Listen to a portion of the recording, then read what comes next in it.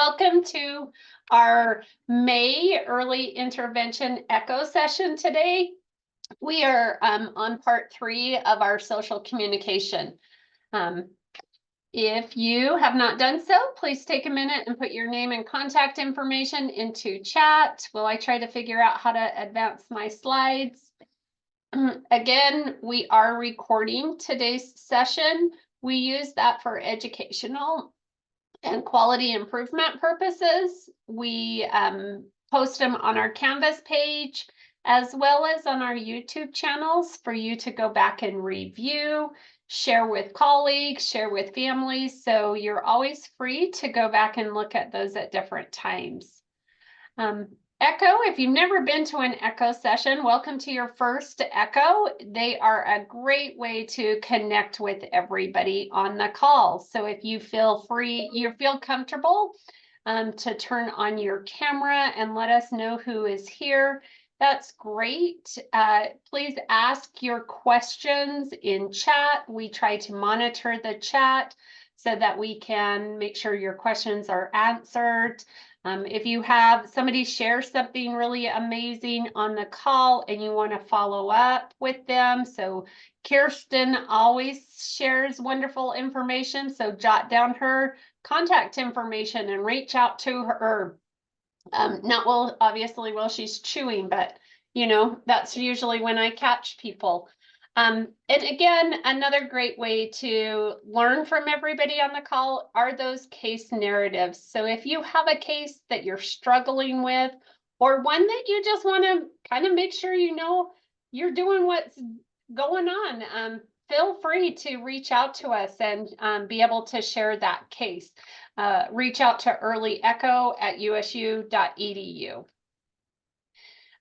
Sometimes we talk about sensitive topics with sensitive families, so please just remember to protect individual privacy. Don't share any information. If you have any questions or are unsure, you can reach out to one of our amazing hub members. They all have an asterisk in front of their name, so they are easy to find in chat. Key components of an echo session, if you've never attended, we always have a didactic speaker, and then we do a case presentation and break into small breakout groups to talk about recommendations. So please stay on for those breakout rooms. That is really when that professional networking and community of practice happens. We get to know each other in those small groups. We get to learn from each other. There are such amazing providers on this call that you guys all have tons of information, and to be able to share that information with everybody is just amazing. I love to see when that happens. We've all been on Zoom for a while, but in case we need just a refresher, please take a minute to rename your profile. If you want to raise your hand, you can do that, or also just put information into the chat. And like I said, our hub members monitor that for us. We send out a credit of attendance after you fill out the survey. So again, we will be dropping the survey and also today's PowerPoint presentation in chat throughout today's session.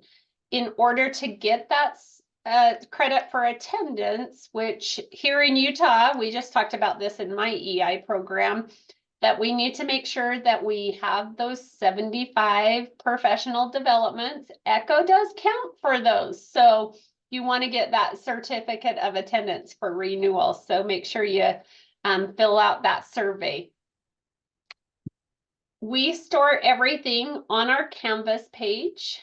If you've not gotten an invite to our Canvas page, please reach out to Early Echo, and we will make sure that you have that. Again, case studies are the best way to share information and get recommendations on cases that we want feedback on. Lots of times we get stumped with families. Well, again, all of these amazing people on the call are here to be able to share that knowledge. and get some information. So please take a minute and think about a case. And if you're interested in doing that, or you just aren't sure that you want to be the one who's talking, reach out to me because I'll be glad to present your case. And without you having to present it, you just have to give me some feedback and research, or not research, but some background. That's the word I'm looking for. Obviously, words are hard for me. So some background information on that case, and we'll give you some amazing recommendations. We do have, we are on social media. We share information about all of our ECHO sessions here at the IDRPP, as well as resources that people share out with us. So if you've not taken a minute, go ahead and follow us on social media. I'm thrilled today to have the U of U group share with us the social communication part 3. And I am going to stop sharing and turn it over to them.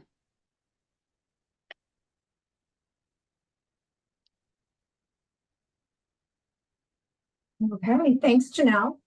Can everyone see that? Yes. Okay. I am Jori Harris, and welcome back, everyone. I'll be leading our session today. This is number 3 of our 4-part series, supporting your child's social communication through the caregiver coaching model. We are a team of collaborators from the University of Utah. And just as a reminder, please respect the family's privacy of those allowing us to share their videos and pictures today.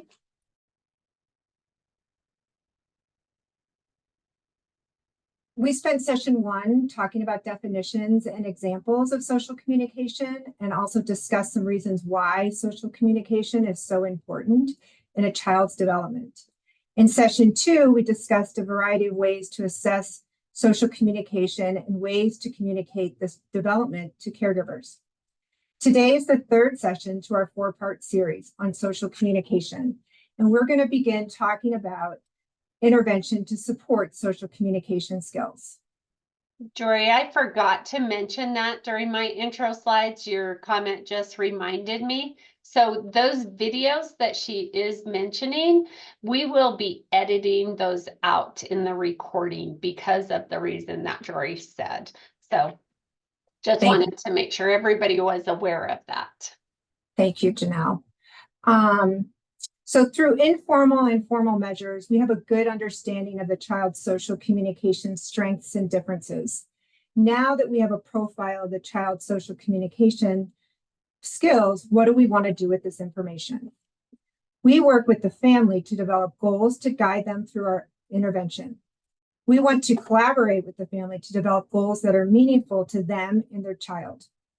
As the interventionist, we are going to guide the caregiver in this process because we know what is developmentally appropriate, whereas the caregiver is the expert in the child, and they can help us in understanding what's most motivating or meaningful for the child.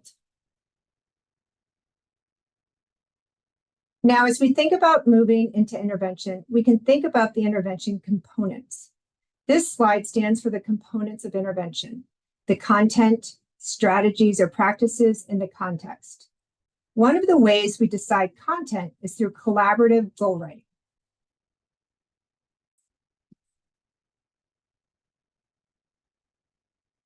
We're going to start off today discussing collaborative goal writing, or the content of intervention. So what does collaborative goal writing look like?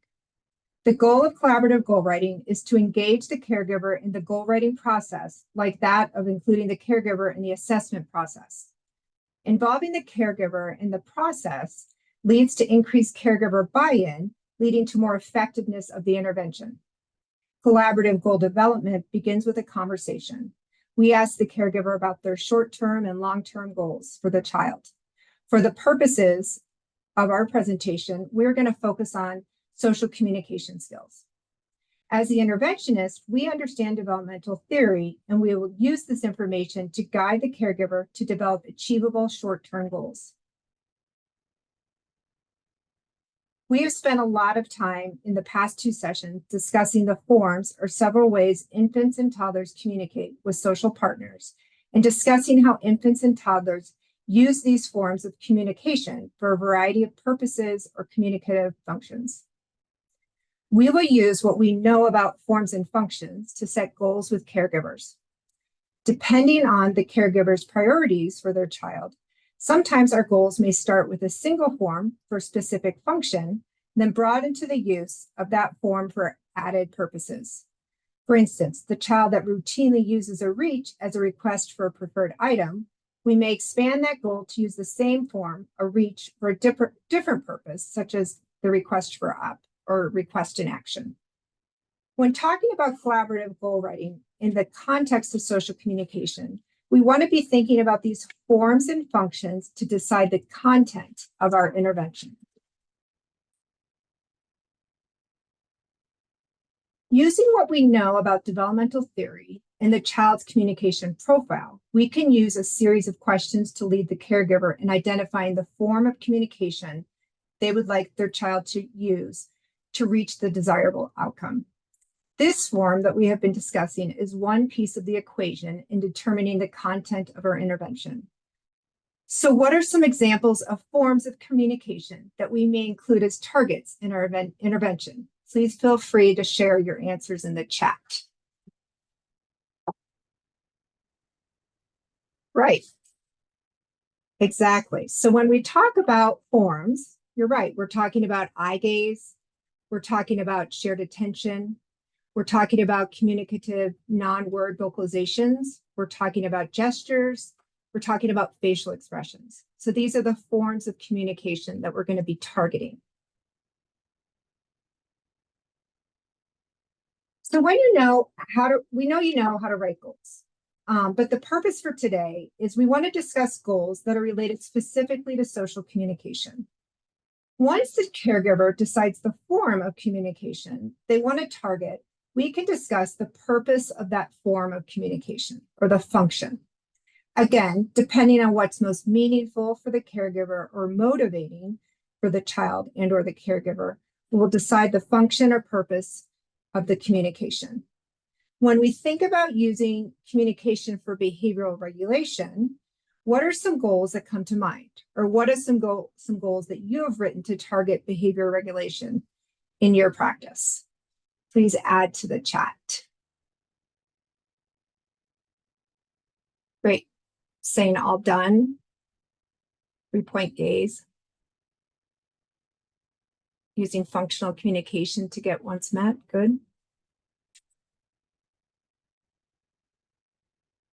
Right. Tap on the parent to get attention. So the form is the tap and the function is to get the person's attention or the caregiver's attention.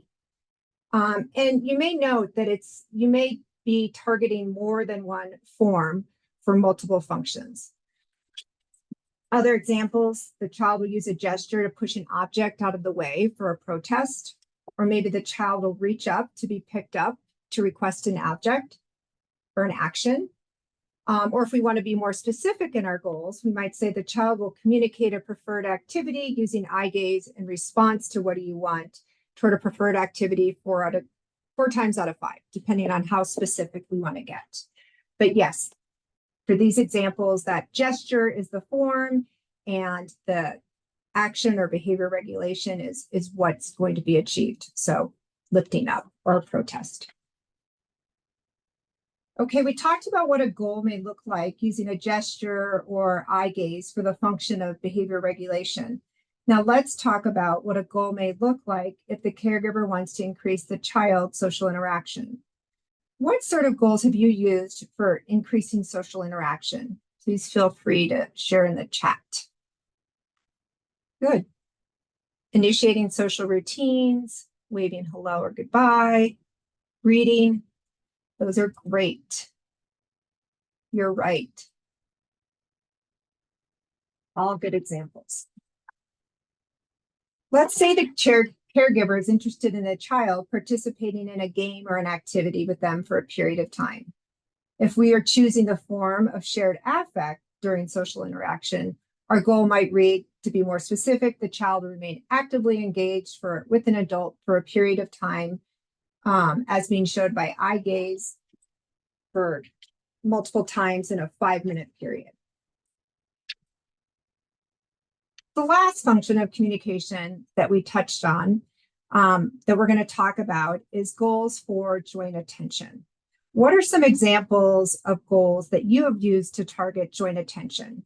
Please feel free to share in the chat. Yeah, following a point to find a named object. It's great. Comment.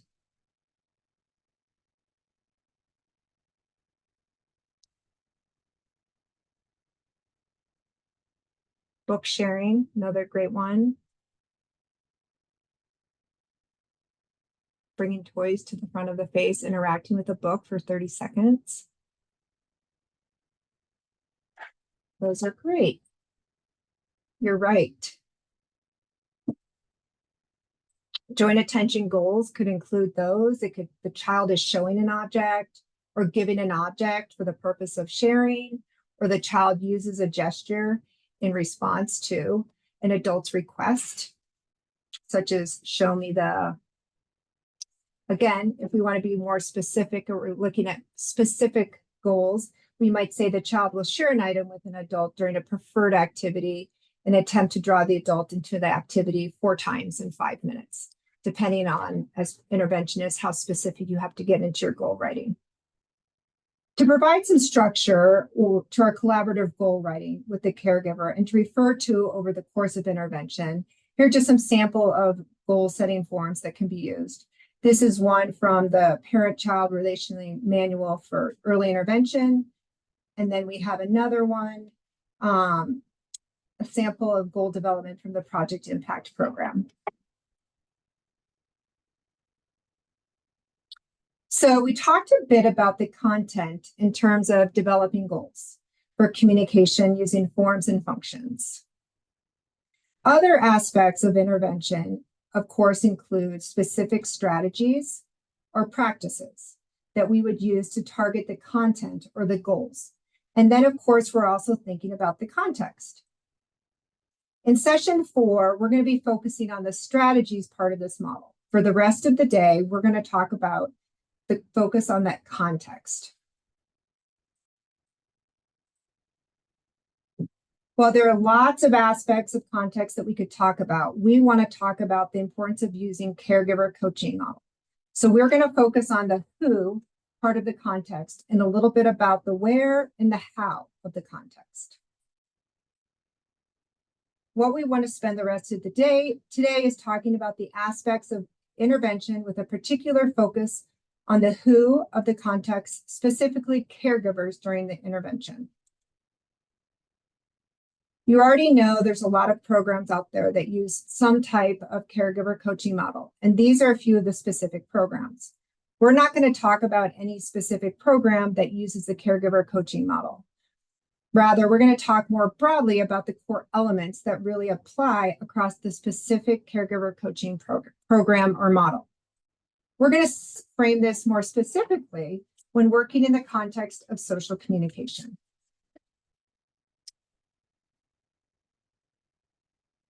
Let's start off by looking more broadly at the caregiver coaching model and how it differs from direct instruction.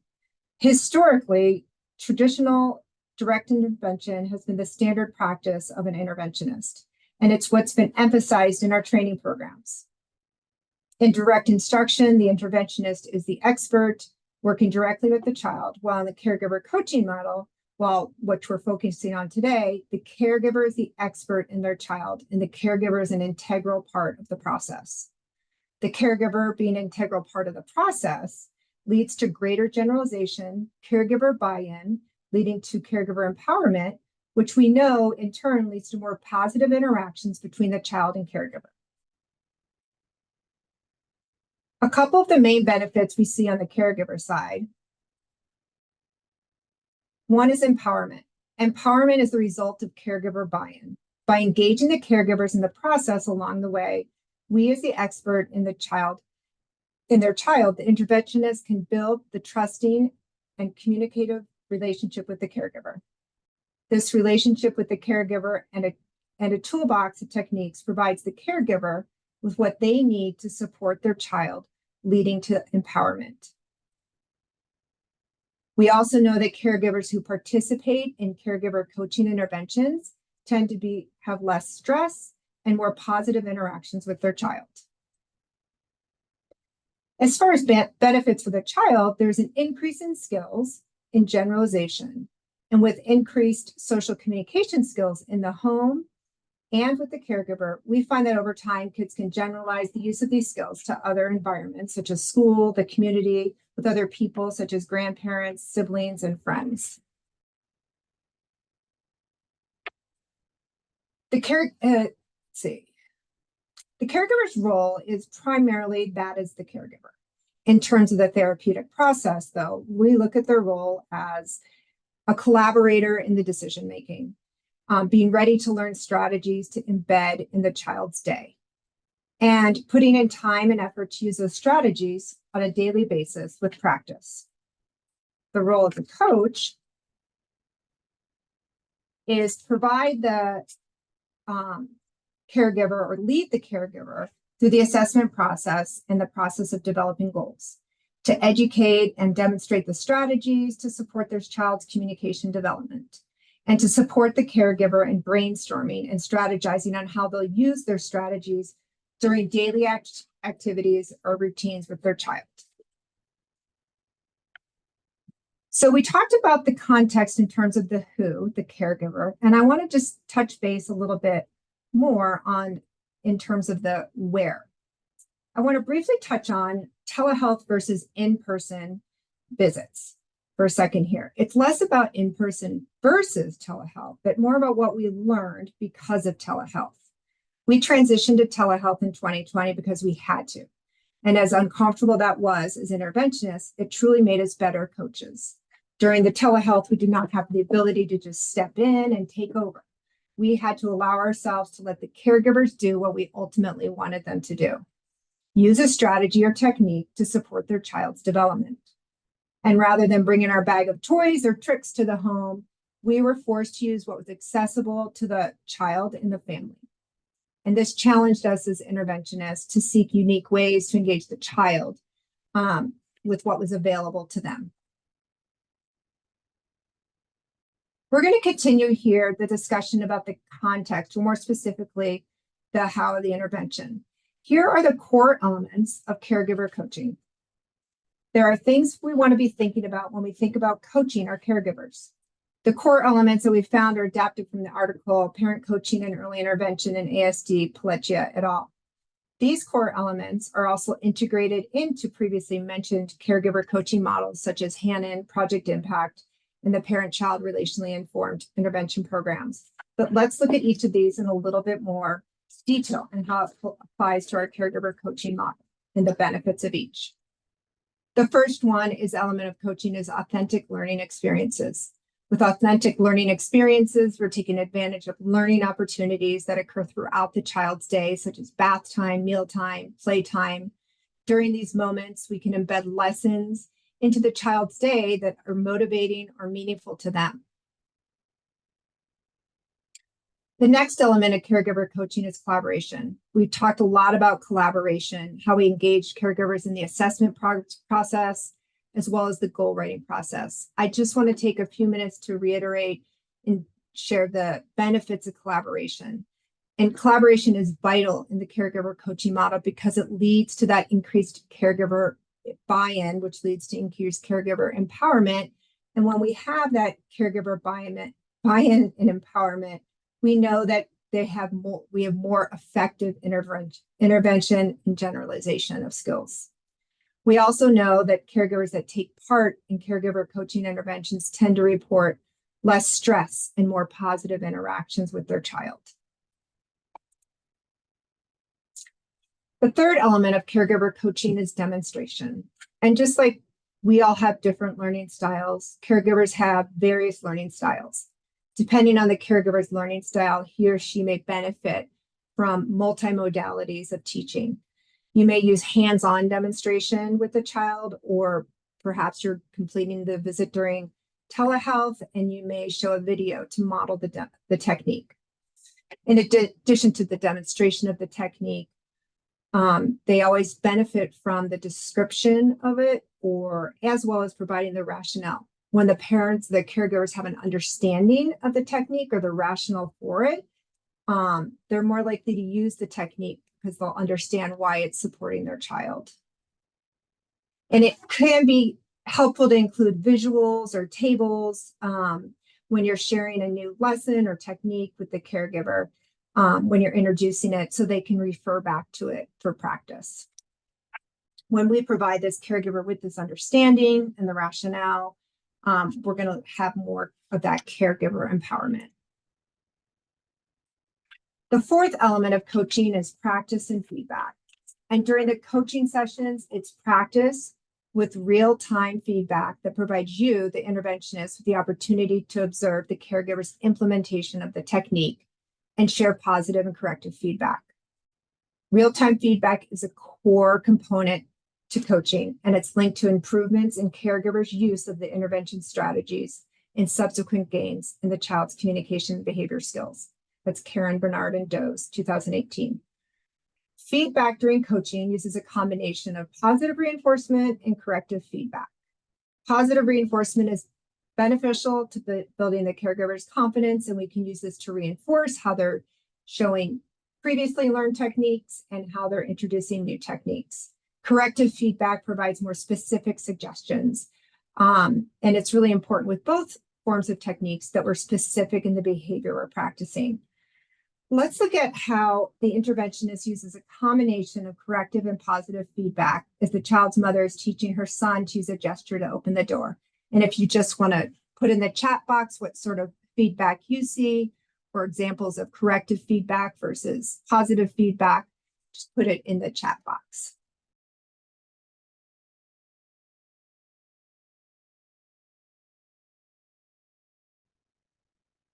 I like the way Ingersoll and Dvorak break down the different positive and corrective feedback examples, and this is in their Project Impact Guide for coaching parents.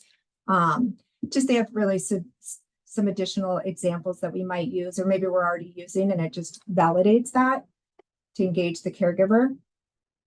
The last core element of the caregiver coaching we're going to use is reflection. And the goal of reflection in the caregiver coaching model is really to have the caregiver self-evaluate his or her performance. And the role of the intervention is to guide the parent through this reflection process and really self-evaluating their performance, what worked, what didn't work, and also set it up for the upcoming week and what they're going to practice and things they want to work on, and give them a better understanding of what they might do differently as they're practicing with their child in the upcoming week. Before wrapping up our discussion on the context and content, I want to make one quick moment to discuss session progression. Session progression is how we determine the pace or flow of our content during intervention. In the caregiver coaching model, how we determine session progression is really determined by caregiver competencies. Not all caregivers are created equal. They all have their own experiences and learning style that impacts the rate in which they learn, that determines the pace of the sessions.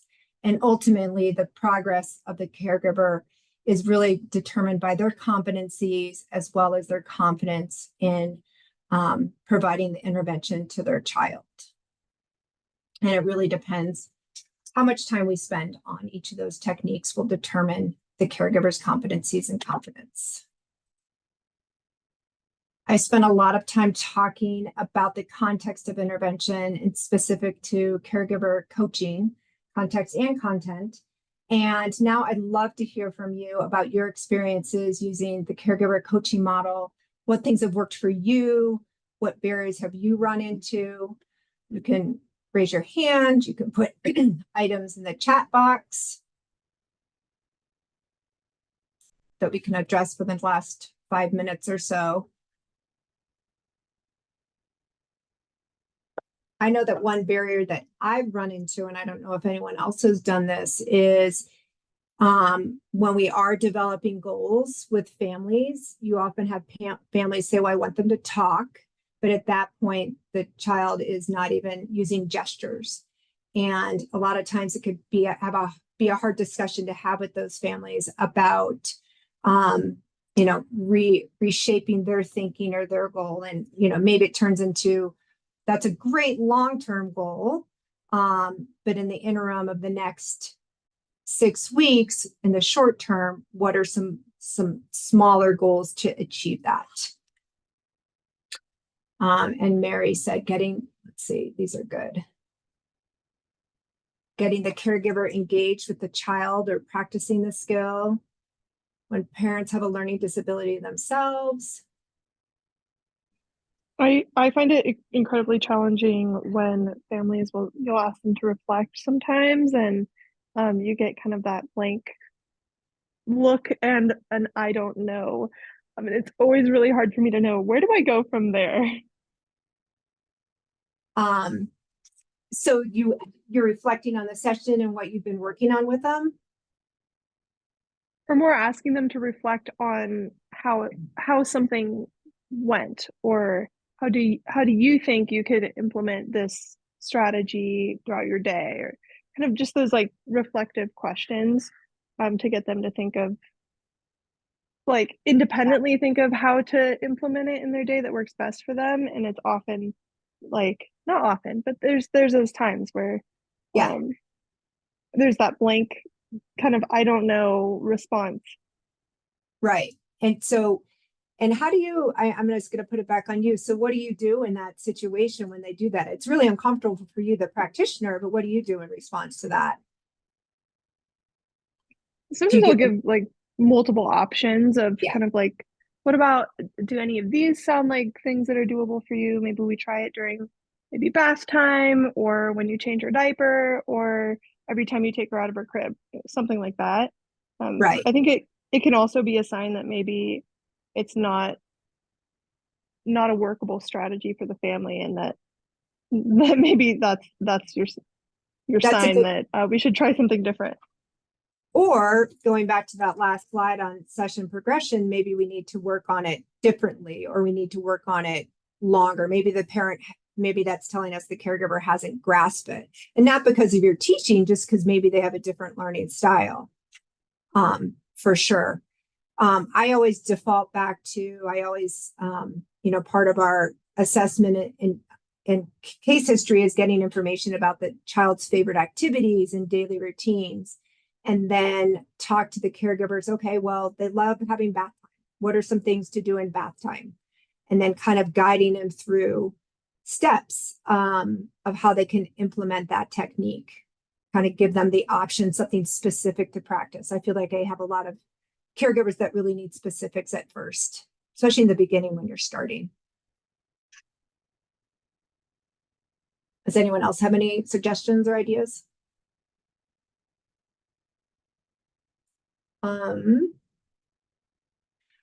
Crystal wrote, some parents are nervous about practicing in front of an expert. This is tricky. Has anyone had an experience, or I know what I would recommend, or an idea or suggestion? I usually will just say to the parents, this is going to, in the beginning, when you start and you're really diving into the caregiver coaching model and providing the rationale, is I'll just say it's going to be really uncomfortable. It's going to feel really weird.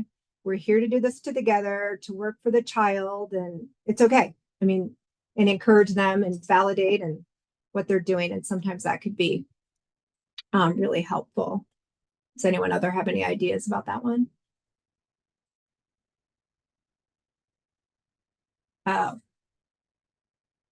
Brianna, when parents, we prefer a direct one-on-one with child and therapist, and don't coaching want be EI.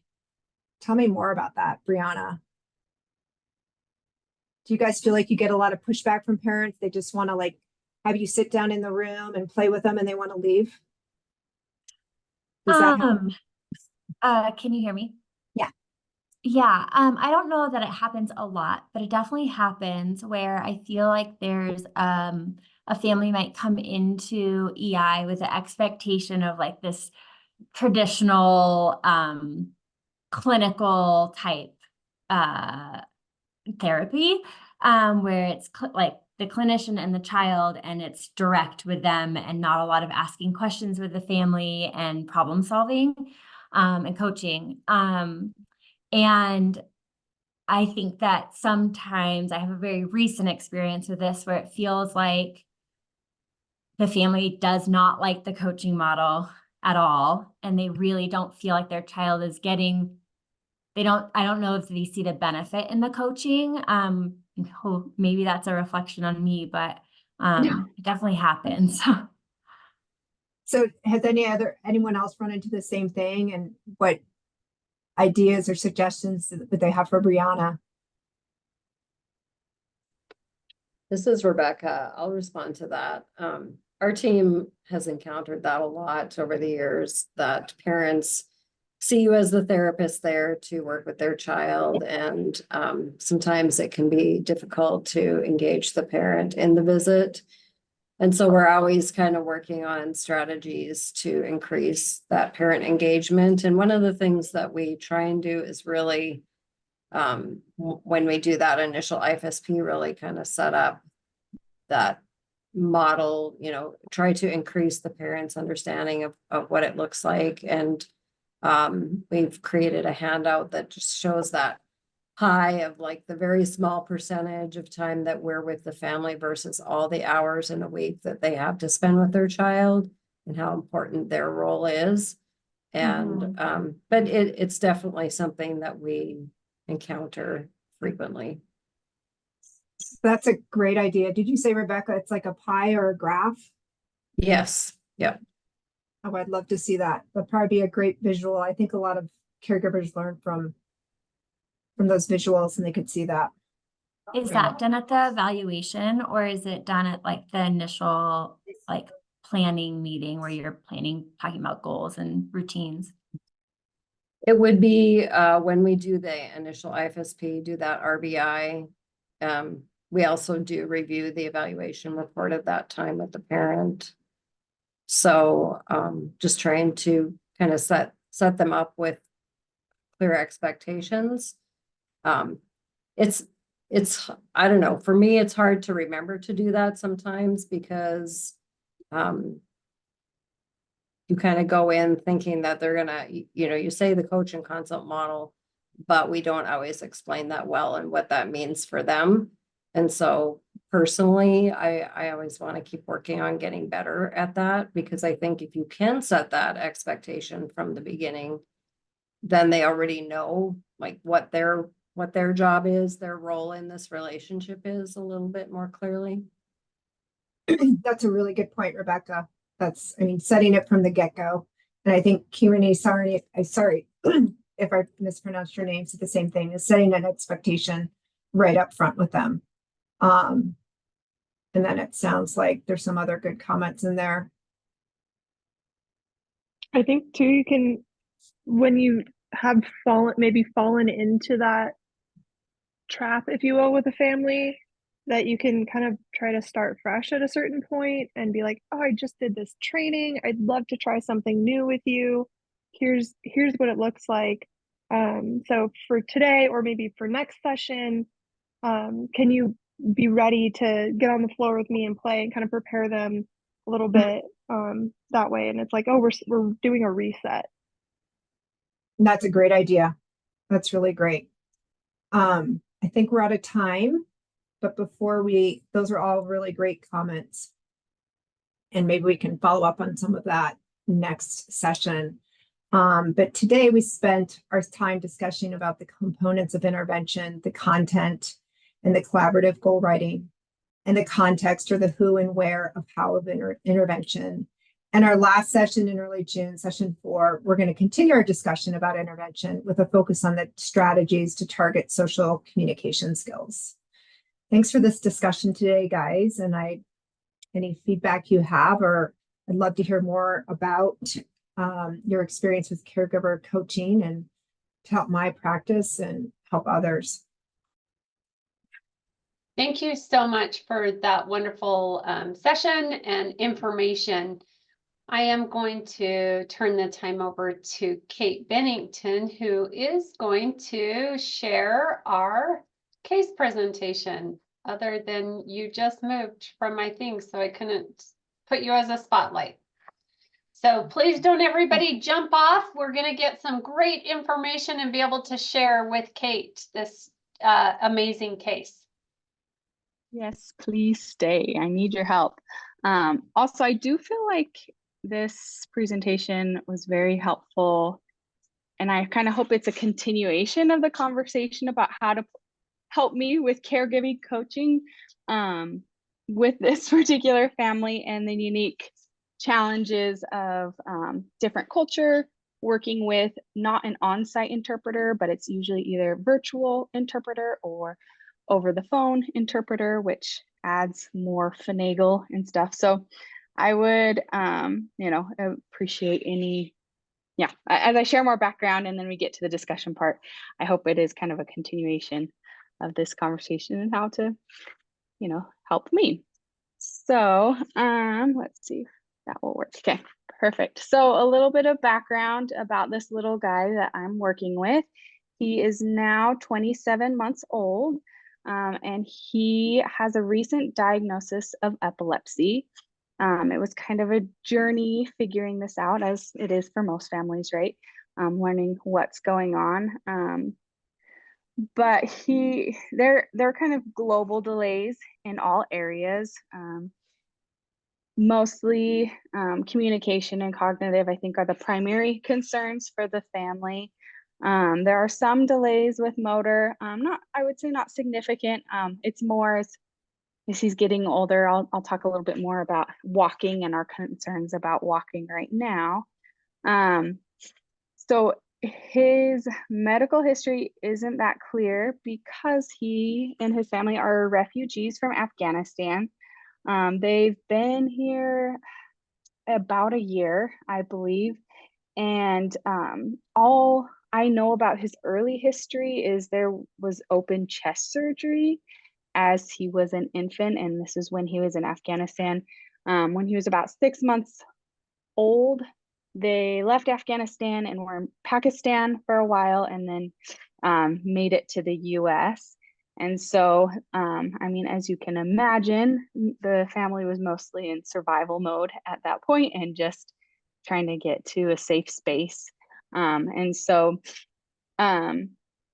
His mother feels that he had typical development until he was roughly 18 months, which was about last summer. And that's when they really noticed the seizures.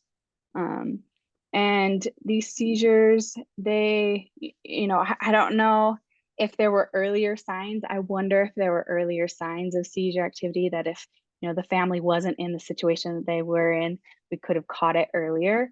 But by the time they took him to the ER last summer because they would say he keeps falling. And it was like, pretty like significant seizures where he would be playing, it would hit him, he would fall to the ground, and he'd be really upset for a while, and then he would crash and fall asleep for a while. And this was happening before he got on the medication. This was happening like 8 to 10 times a day. And so this was a big barrier that we were trying to work through to find right medication with him. The first 5 months of our visits together, I see him twice a month. We were just trying to establish care. He didn't have a pediatrician that he was regularly working with. They were just going to the ER anytime something would come up. And they had met with neurology, but because of interpreting and Dad's work schedule, the medication management wasn't always being followed through, and it wasn't clearly communicated with the family. So it took a while of just working with medical professionals to make sure that he's getting to his appointments and getting the medication he needs. And I'll say now that he is on medication and they're taking it regularly, and I see huge change in him. A lot more engagement than we had before. Sincerely, the seizures would happen every time I went and saw him before he was like on this medication. And so we'd see, play with him for about 10 minutes, a seizure would happen, and then he would fall asleep for the rest of the visit. So that made it really challenging. But now I'm not seeing any seizures. And so I'm seeing a lot more engagement. He's not falling asleep and stuff. So that's really helpful. And in addition to the epilepsy, we do have concerns about autism. And I was told when I was brought in that a UDAC referral had already been sent, but I need to follow up on that. And I don't know, because of using interpreter, and sometimes they would use an interpreter, but sometimes dad would just interpret for them. And so I don't know if the autism conversation has actually happened with them. And I don't really know what to expect with that either. I think it's something that I feel ready that we do need to have that conversation. But I'm not sure how to have that conversation yet. And I'll talk more about that in a little bit, but a little bit more background about the family. So like I said, they're refugees from Afghanistan. They've been here for about a year. Currently, only the father speaks English. The kids are learning some English, and sometimes the mom will ask them to interpret for me. And I feel really bad and feel like that's unfair pressure for those little boys. This little guy has he's the youngest of 4 brothers. And I'm still learning the differences on their cultural views of disability and development. And so that's kind of an ongoing thing that is occurring. Biggest concerns for the family are those social, like the communication. This is one of those situations that I think Jori talked about where the family just says, I just want him to talk. And then we kind of have to have that conversation. Okay, well, we're not seeing some of those foundational skills yet. And so working with the interpreter to talk about what are some of those foundational skills to kind of reset, like what is communication for him right now, and what are some of those goals. What he is currently doing to communicate, we see it's a lot of reaching and for things that he wants and then pulling his parents to what he wants. But the parents say that he mostly cries and they feel like they're guessing what he wants. And the mom's very intuitive and has a great bond and great connection with this little guy. So she really just knows what he wants pretty easily, which is, good to see. It has been difficult, and he's not as interested in toys or books. His favorite thing to do is to play with a ride-on toy. He doesn't ride on it, though. He kind of puts one foot up on it and kind of just like visually inspects it and lifts it up and tips it over. And just for some reason, he really likes checking out that toy, and he'll spend quite a bit of time just kind of stepping on it, tipping it over, lifting it up, things like that. So communication is a concern. And, those social foundational skills. Also, something that's come up with the family is they talk about how he has difficulties navigating uneven trains or the stairs. And this was really tricky to kind of piece out what was going on. And I still feel like I am, because when she would talk about the seizures through the interpreter, it always talked about, like, they didn't say seizure or epilepsy, it was he falls down. And so it was tricky to know, is she talking about like he's having seizures still because he's falling down, or what does falling down look like? And we were able to go outside one day, and I noticed, like, with curbs or steps, he's really fearful of going down their stairs outside of their apartment, and he clings to his mom. She usually just picks him up and takes him down. But going up and down stairs is really hard for him. And I recently have wondered about his vision. And so I do want to, that's another thing that I want to kind of get more ideas about and, follow through to see if we can support his visual needs, if there's a vision component going on to why he's having this hard time on these uneven terrains and these stairs. The third thing that his mom is concerned about is feeding himself independently.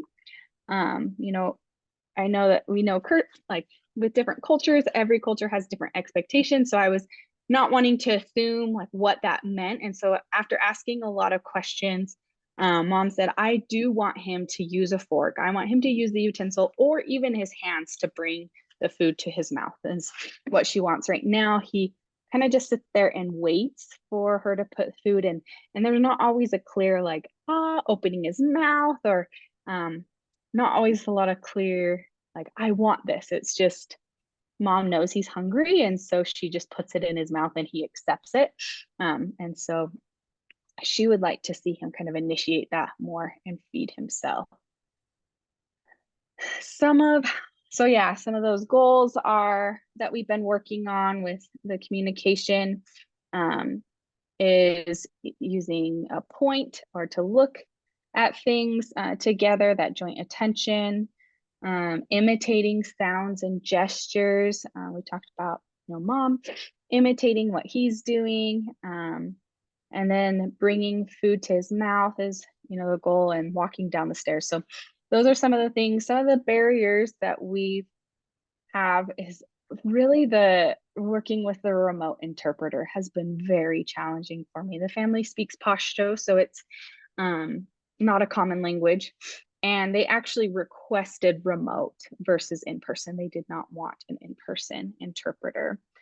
So that's been really challenging, especially, going back to what Jori was talking about with the coaching and the real-time feedback and being able to like make a comment, like as he's going down the stairs, having the interpreter like saying like, oh, did you notice this? And then the interpreter interpreting it and responding back. That just makes it really difficult. Scheduling appointments with other specialties has taken up a lot of our time. So I feel like I haven't been able to work as much on some of these communications topics yet.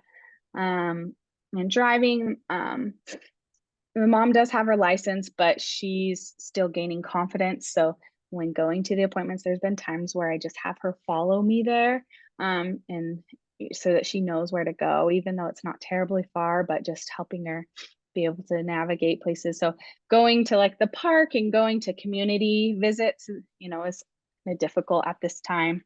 Another big barrier is, which wasn't always the case, this is the new thing in the last month, is his obsession with CoComelon and always wanting that TV on, a specific video of CoComelon. Before the TV wasn't on and it was okay, but now even when the TV's off, he does get really focused on, I want it back on, I want it back on. So trying to redirect him has been kind of hard. Some strategies that I've used are pictures. There's that one time in one of our meetings, we had that pictures of the pyramid of the foundational skills to be able to talk. And so I printed some of just the bottom 4 things to work on, and I didn't use any words or anything on it. I just had pictures, and that was kind of helpful to talk about, like, this is joint attention, looking together at things. This is imitation. This is eye gaze, looking at things, things like that. So we tried a little bit of that, which was somewhat helpful. I suggested signs, like for saying he wants more. But it was not, I didn't know how to, the interpreter was kind of the barrier there. And I don't know what the miscommunication was, but it seemed like it just wasn't getting through. Like the responses I was getting back from mom about using signs didn't match what my question was. And so I tried to reword it a couple times. I tried to show it. I asked how to say more in Pashto and was saying how they would say, I can't remember it now, but I was saying it in their language and doing the gesture at the same time. But it was really difficult. And I walked away feeling like, I don't think that was communicated well. And I don't know what I could have done better there. But it is something that we've tried. And then we've also talked a lot about joining his play and labeling what he's seeing. So mom's been really good about, she'll pause CoComelon and point to things and say in Pashto, she'll name things like the shoes, the swing, the baby shark. And so that's kind of where we were at our last visit, is talking about what he's seeing in the show that he likes. And then, oh, sorry, I'm going really long. So these are some things that he likes. He loves watching his siblings, and he loves following them around. He doesn't always imitate them, but he's obsessed with his brothers. He likes his ride-on toy and Coco Melon. And yeah, I talked about his imitation and how his engagement has increased since he's been on his medication. So these are the things specifically that I would like some input on. First are additional ideas to support communication, whether it's receptive, social, expressive, and how to keep it simple when working with an interpreter. So yeah, that interpreter is the hardest part for me. And not the specific, I'm not, I have a different interpreter almost every time, but and not calling them out specifically, but just working with an interpreter has been hard. Then I would love suggestions on talking with the family about a potential autism diagnosis or concerns with vision, being culturally sensitive and using an interpreter once again. And then ideas to encourage bringing food to his mouth or ways to work on walking up and down stairs. I kind of combined those because maybe one group could tackle both of those, but I'll leave that up to you, Janelle, if what Thank you you, feel like Kate. would be appropriate. Yeah. And just so everybody knows, we will be moving Kate in and out of the breakout sessions. So save your questions until the breakout groups. Rebecca, you're going to be the main lead in tackling question number 1. So additional ideas to support communication and receptive language, social and expressive, and how to keep it simple working with an interpreter. Heather, your group is going to tackle the question number 2 around suggestions on talking with family and being culturally sensitive, and again, using that interpreter. And then we did break up this last one. So Kat, your group is going to be talking about bringing food to his mouth, walking up and down. And then Shelby, you guys are going to be talking about supporting communication. So we're going to have 4 breakout groups. And like I said, we'll be moving Kate in and out of those. So if you want to go ahead and put us in breakout group, Shayna, that'd be great.